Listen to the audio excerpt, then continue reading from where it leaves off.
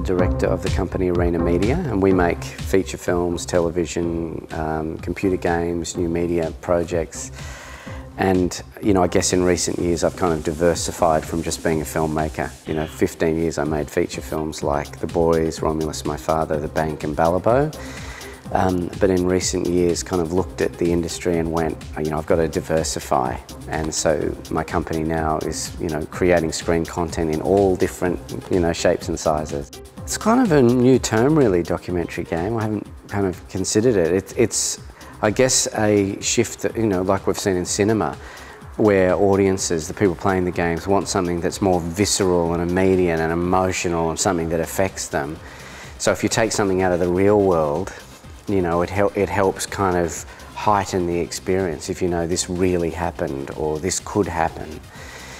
You know, I think we've seen that primarily in games relating to war, you know, games that recreate, you know, battles or you know, take you as the player into, you know, a war zone. But, you know, predominantly as a soldier seems to be where these more commercial docu games are.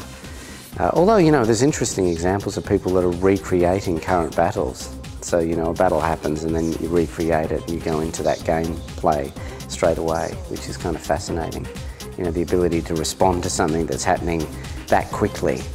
You know, as opposed to, say, a film, you know, a film like Balibo, you know, that happened 35 years after the events of that time. You know, maybe gaming has a potential to be more immediate.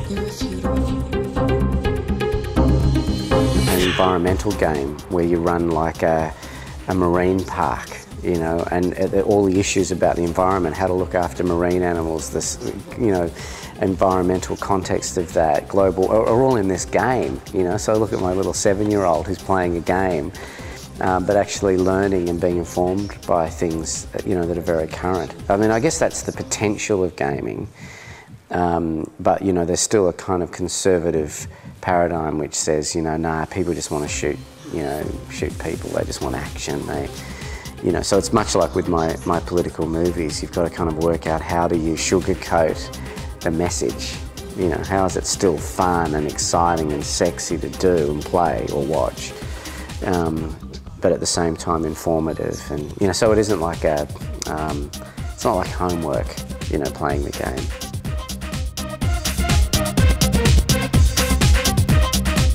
Yeah, so I think the entertainment value has to be the dominant way to drive an audience in. You know, I think, you know, there's been exceptions. The film An Inconvenient Truth, you know, Al Gore's film, people flock to that, which is incredible because it's a PowerPoint presentation that people sat and watched. But I think that was because people really cared at that point about those issues, and you know, that drove it. But that's very rare in cinema, and I think gaming's the same. You know, I think people want to have fun. They're games, they're called games. So the challenge as a game designer, a game creator, is how to find, you know, a kind of way to have some meat on the bone politically at the same time as entertaining. Art is born. Yeah, look, I think documentary makers in all forms over the years have found great innovation in how they reach an audience. Like, so, you know, you started seeing micro-docs not that long ago where people were finding short bites and trying to find ways that could reach a younger audience. Because documentary makers are primarily driven by the profound kind of desire to speak of real things in a way that can change the way people move into the future. You know, I think it's very rare that a documentary is just a historic thing that tells you what happened. You know, all the great documentary makers, you know, tend to find a way to illuminate something looking to the future. So it's inevitable, I think, that documentary makers go, hey, the gaming world is huge. You know, people are playing them. You know, it's bigger than the film industry globally now.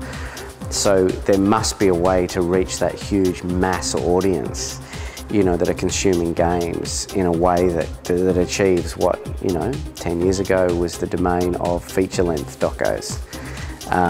So I think that really shows for me a kind of interest that documentary makers have in trying to find ways to kind of expand their audience base. you know, I feel it as a filmmaker, you know, do I just want to play films in art house cinemas that just play to a little margin audience? Or how do I reach a lot of people?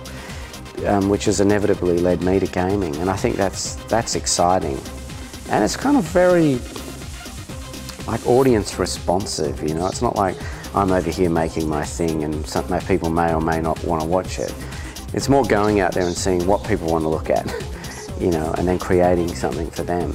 So I'm excited to see this kind of, you know, expansion of interest in this documentary game making. I think it seems like an exciting new territory.